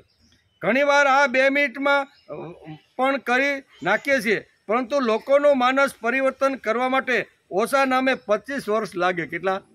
એ આજે ગયા અને આ બટન દબાવ્યું અને માણસ હારો થઈ ગયો અને ભક્તિ કરવા લાગ્યો, બરોબર, ધર્મનું પાલન કરવા લાગ્યો, સારી રીતે જીવવા લાગ્યો. એ કાંઈ શક્ય નથી. પૂર્વજન્મના જો સંસ્કારો હોય તો ઘણીવાર થોડા સમયની અંદર માણસ વળી જાય, રામ તરફ વળે, ભગવાન તરફ વળે. પણ એવું ઘણું જન્માંતરનું માણસ જો લઈને આવ્યો હોય તો તમે આપણે ગમે એટલા પ્રયત્ન કરીએ તો પણ એ માણસ પ્રભુ તરફ વળતો નથી. કારણ કે ઓછા નામે 25 વર્ષ સુધી માણસ જબરજસ્ત જ્યારે પ્રયત્ન કરે ને ત્યારે માણસ પ્રભુ તરફ વળે. એમ 25 વર્ષે લાગતા હોય છે. ચવન ઋષિ અને સુકન્યાનું દાંપત્ય જીવન કેટલું પ્રભાવી હશે, કેટલી તેના માટે તપસ્યા કરી હશે, ત્યારે ફરીથી અશ્વની કુમારોને આ સ્થાન મળ્યું. અત્યારે સુધી તો અશ્વની કુમારો રખડતા ભટકતા હતા, આમ જાય તેમ જાય, પણ એને કારણ કે યજ્ઞમાં એનું કોઈ સ્થાન કે એને સોમપાન મળતું નહીં, એટલે ગમે ત્યાં રખડવાનું થાય. અહીંયા ચવન ઋષિ વિચાર કરે છે કે હવે ખરેખર માને યજ્ઞના હવીર ભાગ તરીકે એને આવી રીતનું સ્થાન આપવું જોઈએ. તો કાંઈ પરબારા કાંઈ દેવતાઓને ચવન ઋષિએ કીધું છે ને દેવતા ઇન્દ્ર ભગવાન કાંઈ માની ગયો છે એવું તો નહીં હોય ને. ઘણી દલીલો થઈ છે, તર્ક થયા છે, તર્ક વિતર્ક થયા છે અને અંતે પણ ઋષિઓનો જે શબ્દ છે, ઋષિની જે વાત છે ને એ દેવતાઓએ સાંભળી અને ત્યારથી કીધું કે કાંઈ વાંધો નહીં, બરાબર. સરિયાતીનો જે યજ્ઞ થયો ત્યારથી જ અમે અહીંયા અશ્વની કુમારને એનો હવી ભાગ આપવા માટે તૈયાર છીએ. આજથી અમે એને આ મારી નાયતમાં લઈ છે. આપણી ભાષામાં કહેવું હોય તો શું થાય? જેમ નરસિંહ મહેતાને નાયત બહાર કાઢ્યા હતા એવી રીતે આ બંને અશ્વની કુમારોને દેવતાઓએ કીધું કે તમને યજ્ઞમાં કોઈ પ્રકારનો અધિકાર નથી, તમારો કોઈ પ્રકારનો ભાગ ત્યાં રાખવામાં આવશે ને. આ બધી વાતો વર્ષો સુધી આવી રીતનું દેવતાઓ અને અશ્વની કુમારનું આવી રીતનું વૈચારિક બરોબર વાંગમય યુદ્ધ ચાલ્યું, પણ એમાં દેવતા એકના બે થયા નહીં. પણ જ્યારે ઋષિ જેવા મહાપુરુષો આવી રીતના આવે, સમજાવે, બેઠક કરે અને એને સાચી વાત સમજાય ત્યારે એ લોકો પણ માનવા માટે તૈયાર થઈ જાય છે. એટલે કે ચવન ઋષિ અને સુકન્યાનું દાંપત્ય જીવન કેટલું પ્રભાવી છે કે જે પ્રભાવી જીવનથી દેવતાઓ પણ આ વાત સ્વીકારવા માટે તૈયાર થઈ જાય. કેટલી તેના માટે તપસ્યા કરી છે ત્યારે ફરીથી અશ્વિની કુમારોને આ સ્થાન મળ્યું. લોકોનું માનસ પરિવર્તન કરવું એટલે સહેલું નથી, બરોબર ને? માણસનું પરિવર્તન કરવું એ કાંઈ સહેલું નથી. ભગવાને પણ ગીતામાં આ જ વાત સમજાવી કે આજે માણસ પ્રયત્ન કરે એટલે આવતીકાલથી કાંઈ ઋષિ થઈ જાય, સંત થઈ જાય, મહાપુરુષ થઈ જાય, જ્ઞાની થઈ જાય કે વિદ્વાન થાય એવું માનવાનું કોઈ કારણ નથી. માણસ જો પ્રયત્ન કરે તો ધીમે ધીમે બહુના જન્મ નામંતે જ્ઞાનવાનમાં પ્રપદ્યતે વાસુદેવ સર્વમિતિ સ મહાત્મા સ દુર્લભ. આ ભગવાને ગીતામાં અહીંયા પ્રોમિસ આપેલું છે અને કીધેલું છે કે એક વાર કહેવાથી, બે વાર કહેવાથી માણસ બદલતો નથી. બહુના જન્મ શબ્દ વાપર્યો. હું ભગવાને અર્જુનને જ્યારે આ સિદ્ધાંત સમજાવતા કીધું કે કેટલા ઓછા નામે 3 જન્મારા તું અત્યારે પ્રયત્ન ચાલુ કરીશ ને તો 3 જન્મારા પછી પણ તને આનું ફળ મળે. આ જન્મારે મળે એવી કોઈ ગેરંટી ભગવાન કે અર્જુનને હું આપતો. બહુના જન્મ નામંતે જ્ઞાનવાનમાં જ્ઞાની પુરુષ હોય એ પ્રભુ પ્રાપ્ત કરવાની આવી રીતની કામ કરે તો એવા લોકોને પણ ઘણા જન્મના અંતરે હું પ્રાપ્ત થાવ છું. હું કાંઈ તમે ફટનારાનું મારું સ્મરણ કરવા માંડ્યા ને મારું હાથમાં માળા લઈ લીધી એટલે હું તમને આવી રીતનું કહી દઉં એવી કોઈ વાત અહીં નથી. બહુના જન્મ નામંતે જ્ઞાનવાનમાં પ્રપદ્યતે વાસુદેવ સર્વમિતિ સ મહાત્મા સ દુર્લભ. આવો જે દુર્લભ જે માણસ છે એ પોતાનો પ્રયત્ન જેટલા જન્મ ઉપર જન્મ મળે પણ એનો પ્રયત્ન ચાલુ રાખે છે. જેમ અમ કીધું ને કે ભીષ્મને કીધું કે મારે ગમે એટલા જન્મ ઉપર જન્મ ગમે તેટલા લેવા પડે પણ તમારા મૃત્યુનો કાળ તો હું જ બનવાનો. આવી અંબાએ જ્યારે પ્રતિજ્ઞા લીધી કાશી દરબાર આખી ઘટના બધી છે, બરોબર ને? કહેવાનો હતો કે એવી રીતના ગમે તેટલા જન્મારા લેવા પડે પણ તમારો કાળ બનીને હું તમારી પાછળ આવવાની છું. મારા દ્વારા તમારું મૃત્યુ શક્ય છે. એટલે કહેવાનો અર્થ કે જન્મ જન્માંતરના પુણ્ય અથવા જન્મ જન્માંતરના માણસના પ્રયત્ન હોય ત્યારે આવી બધી વસ્તુ મળે છે. તેથી અહીંયા બહુ સરસ રીતે સમજાવવાનો પ્રયત્ન કરે છે. મહર્ષિ ચવનને એટલે કે ચવનને વીર સરિયાતી પાસે સોમયજ્ઞનું અનુષ્ઠાન કરાયું હતું અને સોમના અધિકારી ન હોવા છતાં પણ પોતાના પ્રભાવથી અશ્વની કુમારને બોલાવી લીધા. કારણ કે અશ્વની કુમારે તો ના પાડી કે અમે યજ્ઞના અધિકારી નથી, તેથી સરિયાતીએ જે યજ્ઞ કર્યો છે એમાં અમે આવી શકીએ નહીં. અહીંયા ચવન ઋષિ કહે છે કે હું તમને કહું છું મારું આમંત્રણ છે, બરોબર ને? તમારે આ યજ્ઞની અંદર તો આવવું જ પડશે. અને બંને અશ્વની કુમારો આવ્યા છે. પોતાના પ્રભાવથી અશ્વની કુમારને અહીંયા બોલાવ્યા છે અને યજ્ઞમાંથી સોમપાન એને કરાવ્યું છે. ઇન્દ્ર ખૂબ જલ્દી ક્રોધા વશમાં આવી ગયો તેથી તેઓ આ સહી ન શક્યો. તેમણે ચીડાઈને સરિયાતીને મારવા માટે વજ્ર ઉઠાવ્યું. મહર્ષિ ચવને વજ્ર સાથે ઇન્દ્રના હાથને ત્યાં જ થંભાવી દીધો. ત્યારે બધા દેવતાઓએ અશ્વની કુમારને સોમરસમાં ભાગ આપવાનું સ્વીકારી. બેઠક થઈ, વાતચીત થઈ, તર્ક વિતર્ક થયા પણ પછી બધા દેવતાએ નક્કી કર્યું છે કે આવા મહાન દિવ્ય તેજસ્વી ચવન ઋષિ જો કહેતા હોય તો આપણે એનો સ્વીકાર કરી લેવો જોઈએ. ત્યારથી દેવતાઓએ આ બધું સ્વીકારી લીધું. તે લોકો એ વૈદ્ય હોવાના કારણે પહેલા અશ્વની કુમારને સોમપાનમાંથી બહિષ્કાર કરી દીધો. કેવા હતા? એ વૈદ્ય હતા એટલે આપણી ભાષામાં કેવું હોય તો ડોક્ટર. એ ડોક્ટરો હતા એટલે દેવો કે આવા ડોક્ટરો અમને હાલે નહીં એમ કહીને જુદા કર્યા. હે રાજા પરીક્ષિત, સરિયાતીના 3 પુત્રો હતા, ઉતાન, બહિર, આનર્ત અને ભૂરિસેન.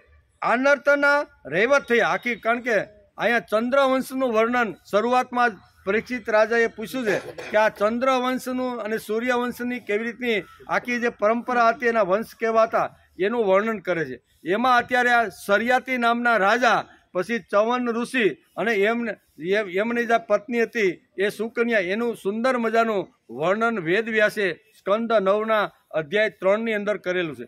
આગળ રાજા પરીક્ષિતને કહેતા અહીંયા સુખદેવજી મહારાજ કહે છે કે હે રાજા પરીક્ષિત, સરિયાતીના 3 પુત્રો હતા, ઉતાનબરી, આનર્ત અને ભૂરિસેન. આનર્તના રેવત થયા.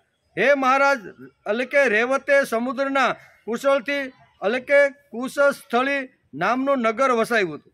તેમાં રહીને તેઓ આનર્ત વગેરે દેશોનું રાજ્ય કરતા હતા.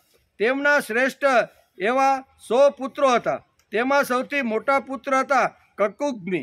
કકુગ્નિ પોતાની કન્યા રેવતીને લઈને તેના માટે એટલે કે વર પૂછવા માટે બ્રહ્માજીની પાસે ગયા. ક્યાં? કે હું આ કન્યા લાવ્યો છું તો એ કન્યા મારા માટે યોગ્ય છે કે કેમ, એમ બ્રહ્માજી પાસે પૂછવા માટે ગયા. તે વખતે બ્રહ્મલોકનો રસ્તો આવા લોકો માટે ખુલ્લો હતો. બ્રહ્મલોકમાં ગંધર્વનું સંગીત ચાલી રહ્યું હતું. તેની વાતચીત માટે સમય ન મળવાથી થોડીક ક્ષણો માટે ત્યાં ઊભા રહ્યા. ઉત્સવ પૂરો થતાં બ્રહ્માજીને નમસ્કાર કરીને તેમણે પોતાની ઈચ્છા જણાવી.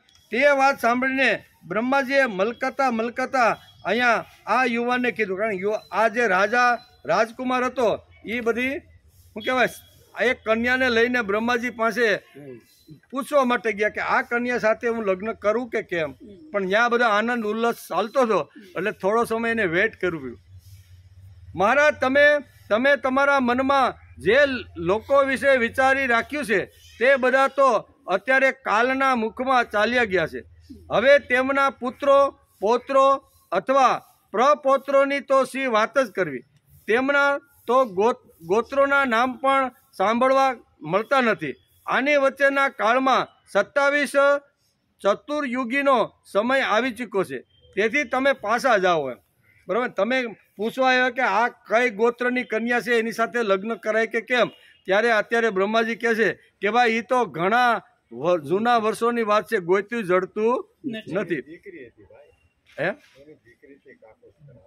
દીકરી હતી એમને? હા, દીકરી. હા ભાઈ, બોલવા ભૂલ દે આગળ. એટલે કે આ પૂછવા માટે કે પણ બ્રહ્મા એ આવી રીતનો જવાબ આપ્યો કે તમે જેની વાત કરો છો એ અત્યારે શક્ય નથી. સમય ખૂબ વીતી ગયો છે, તેથી તમે પાછા જાઓ. અત્યારે ભગવાન નારાયણના અંશાવતાર મહાબલી બલદેવજી પૃથ્વી પર વિદ્યમાન છે. હે રાજન, તે નરરત્નને આ કન્યા રત્ન તમે સમર્પિત કરો.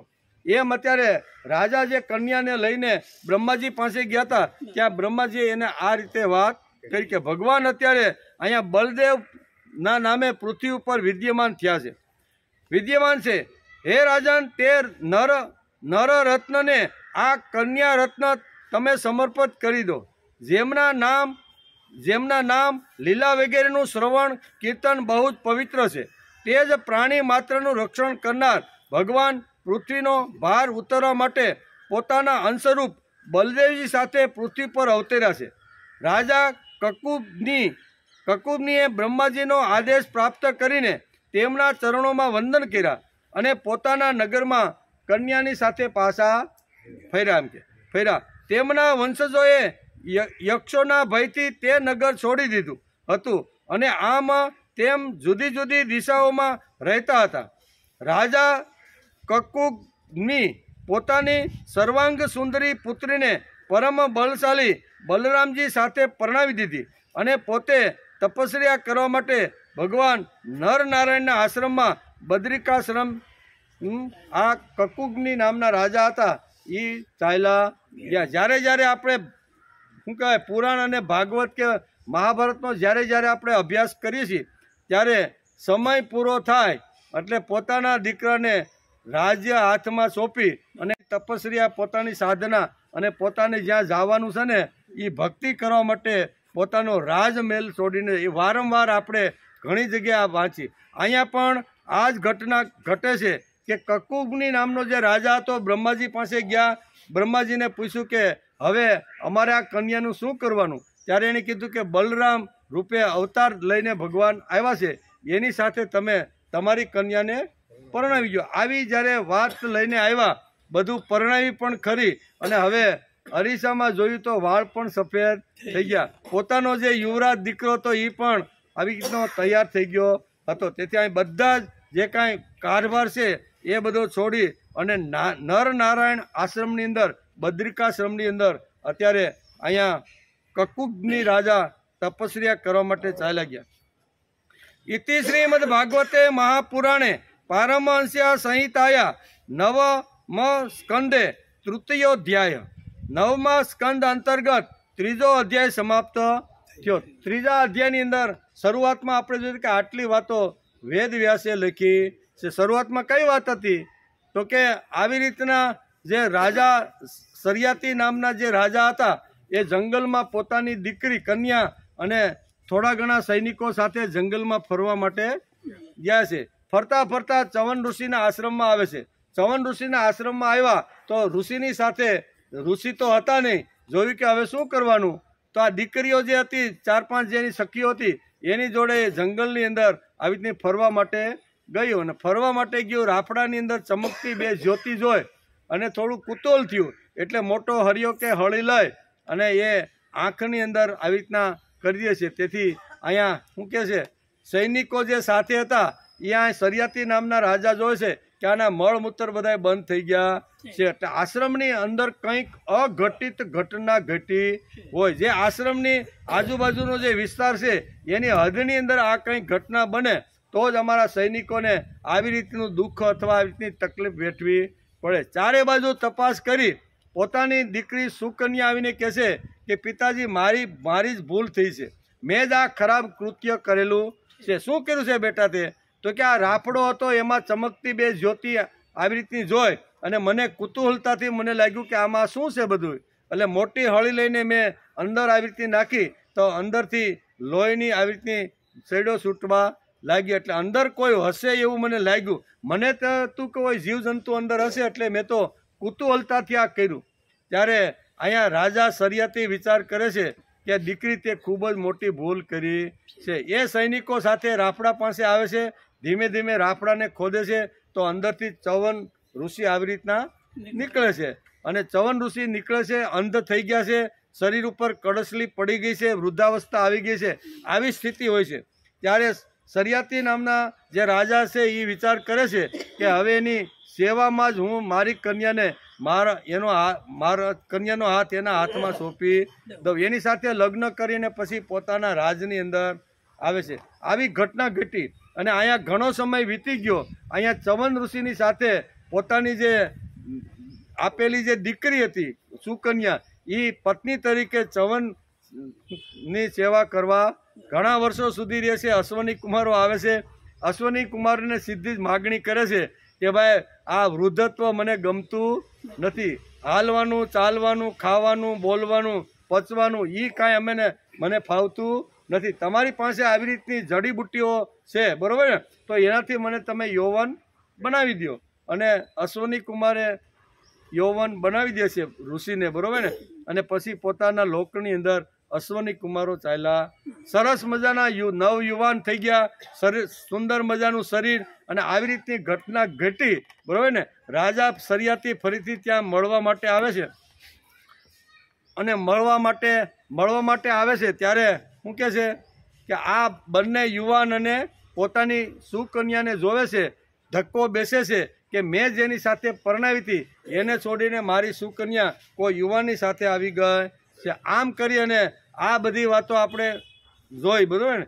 અને પછી રાજાને ખબર પડે છે કે આ તો એ જ ચવન ઋષિ છે કે જે વૃદ્ધત્વમાંથી એને યુવાની પ્રાપ્ત થઈ હતી અને એના મૂળની અંદર અશ્વની કુમારો છે. રાજા પોતાના રાજમાં આવે છે, યજ્ઞ કરવાની શરૂઆત કરે છે. અને યજ્ઞ કર્યા પછી આવી રીતની ઘટના ઘટે છે. એમાં અશ્વની કુમારને બંનેને બોલાવે છે, બરાબર ને. અને એનો જે હવિભાગ હોય છે એ એને આપે છે. દેવતાઓ ક્રોધે ચડી ગયા છે, બધા આવી અને સરિયાતીને મારવા માટે પ્રયત્ન કરે છે, બરાબર ને. તો આવી રીતની ઘટના આ અધ્યાયની અંદર વેદવ્યાસે બહુ સરસ રીતે લખી છે. જે ગયેલું જે હવિભાગ હતો અથવા જે વાત હતી એ ફરીથી ચવન ઋષિ એને આપે છે. આટલી સુંદર કથા ભાગવતકાર વેદવ્યાસે બહુ સરસ લખી છે, બરાબર ને? એમાં પછી આખી પરંપરા, વંશ પરંપરાની અહીંયા વાત કરે છે કે મનુનો આખો જે વંશ હતો એ કેવી રીતનો હતો, તો એના પણ થોડા શ્લોકોની અંદર વાત કરે છે. એમ કરીને આપણે આ ત્રીજા અધ્યાયને આજે આપણે નમસ્કાર કર્યો. હું તમારે કહેવાનું